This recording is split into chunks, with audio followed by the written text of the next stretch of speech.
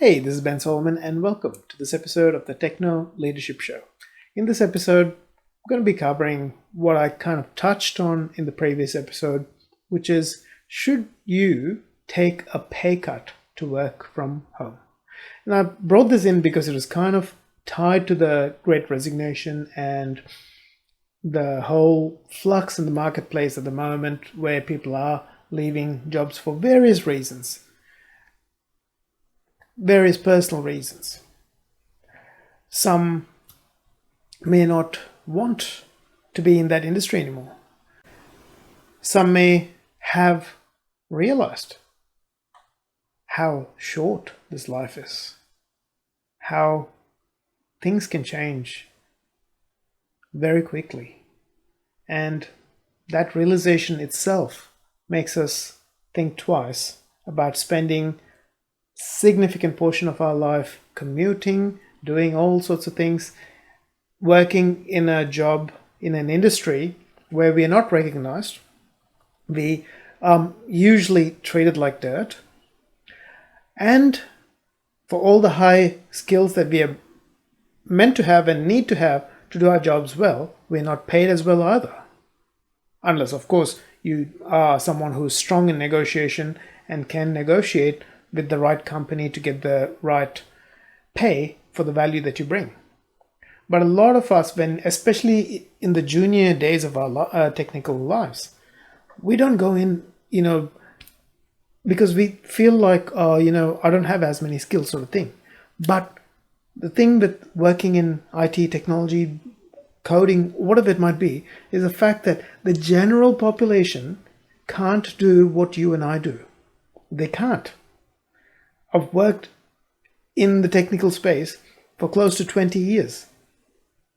And even the people who are technically adept cannot understand the inner depths of the things that we need to understand, the details. And then understand the strategic aspect of it to be able to connect both. They have zero idea. They think they do understand. They go, you should be able to do this and this. But no, they don't. And that really knowing what to do from a strategic as well as a detailed perspective comes from the hours and hours that we invest into learning, into building skills, into understanding various platforms that we work with testing, with failure, with all of these things that we invest our lifeblood, so to speak, into it, because we spend hours after work on learning, on getting up to date, on being competent. So why should we accept a pay cut for working from home? Why for that privilege? They were never paying us for the commute. No one paid us. Like, if we had an extra half-hour commute, are they going to pay us extra for that? They never did that. It was always for the work that was done, for the time that we were there doing the work. So why does that change just because we are working from home or from a co-working space near home, rather than going all the way, doing an hour's commute each way or more? Some people I know commute 2 hours each way to do work. The thing we've got to think about is this. At the end of the day, is the business getting any less work or value out of our efforts, whether we work from home, from a co-working space, or from the office? It does not get any less. I think it gets more, because the thing is, when you're commuting an hour or 2 hours each way, by the time you get to the office, you're half frazzled because of the commute. Especially if you're driving, your attention's got to be spot on. If you're using public transport, it's a bit better, but still, it's still tiring. It still takes attention, focus, energy out of you when you're doing that. But when you're working from home or from a place that's near home, where you don't have to commute the hour and a half, 2 hours to get to the office, you have all that energy to give to the work that you're doing. So in fact, you're actually going to be able to do better work, better quality work, and give more attention and energy and focus to the work that you're doing when you're working away from the office, because you have more energy, more to give in the same time that you work. Might be the same 7.5 hours that you actually work, but because you have more attention and energy, it's more focused. You can get work done better. Why should you get paid any less to do that kind of work? Why? And I think everyone, no matter what company it is, the best company in the world, does not matter. Don't get enamored by the brand of the company or anything. Yeah, and the thing that you've got to think about is why you're creating the exact same value for that organization as you were, whether you were in the office or whether you were working from home or you're working from a cafe near your home. Doesn't matter. Unless we're like mechanics or something like that who have to be on site to do stuff. Most of the stuff that we as tech professionals or tech managers, tech execs do, we don't have to be in an office. It's the same amount of value that we create. In fact, I would say that we would create more value with less distraction of being in the office when we work from home or from a spot where we are naturally going to be our most productive. We're not interrupted at all times by people who think they can just barge into our offices. We don't have all that distraction, and we can focus, get the job done, and create more value. And we have that energy that we haven't expended on commutes and on, dealing with people cutting into your path in traffic and all that sort of thing. And don't get enamored by big brands and big businesses and all that sort of thing. And look, when I started off, I was like, it'd be great to work for this company or it'd be great to work for that company. But they don't care. They don't give a damn. Yes, they might pay you a bit more. There might be a bit of, privilege that you work for company X or company Y. But is that what life is? Life's too short. And what happened in 2020 and 2021 has highlighted the fact that life's too short. Things can change like that. And we can't, sell our soul just for the sake of or the privilege of working for a company like that when they treat us like a cog in the wheel. Or a lot of these big companies that have big names and, in the tech area, they want to pay people 10, 15, 20, 25% less to do the same work just because of the privilege of being able to work from home. Really? That's absolutely stupid. You're still creating the same value. You're still doing the same work. Why should you get paid 10, 15, 20, 25% less than what you would do in the office? What does change? It's again a way of coercion to get people into the office. It's like you do it my way or not sort of mentality. And we're not in that sort of world anymore. We need to stand our ground.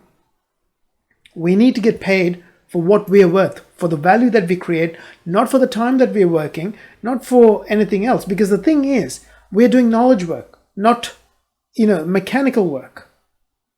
We're not sitting there and doing, we'll fix 10 computers today.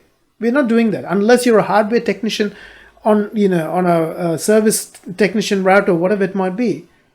Normal system admins, technical resources, help desk staff, tech managers, tech execs. We're not sitting there going, we have X number of documents that we have to create or anything like that. We're working on strategy. We're working on utilizing the knowledge that we have to create value for the organization that we're working for. And it does not change whether you're working in the organization or in the office or whether you're working from home or somewhere else to create the same sort of value. So why should you take a pay cut? So if these company that you're working for are pushing you to take that pay cut, it shows you that they don't care about you. They just care about themselves and what they want. Because at the end of the day, it's a mutual relation. You give value, you get paid for the value. We're not living in the industrial era where you have to be in a factory and do X number of widgets made in Y number of hours to get paid Z amount. That doesn't exist. I mean, yes, there are certain industries that have that sort of metric, but tech, no, we don't work like that.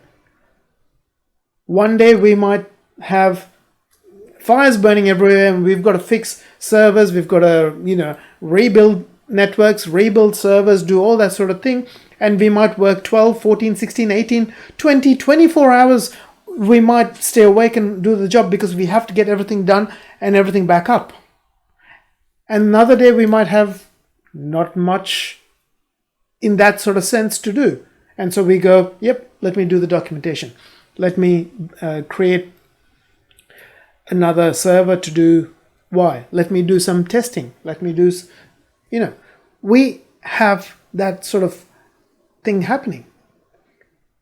So at the end of the day, the amount of value that you deliver to the company is the same, if not better. I think it's better because you have better energy, better focus, and which means you can do a better job rather than wasting hours commuting, wasting energy commuting, wasting attention in the commuting, and then, doing the same coming back home and not having the energy to spend with the people that we care about, the people that we're going to work for.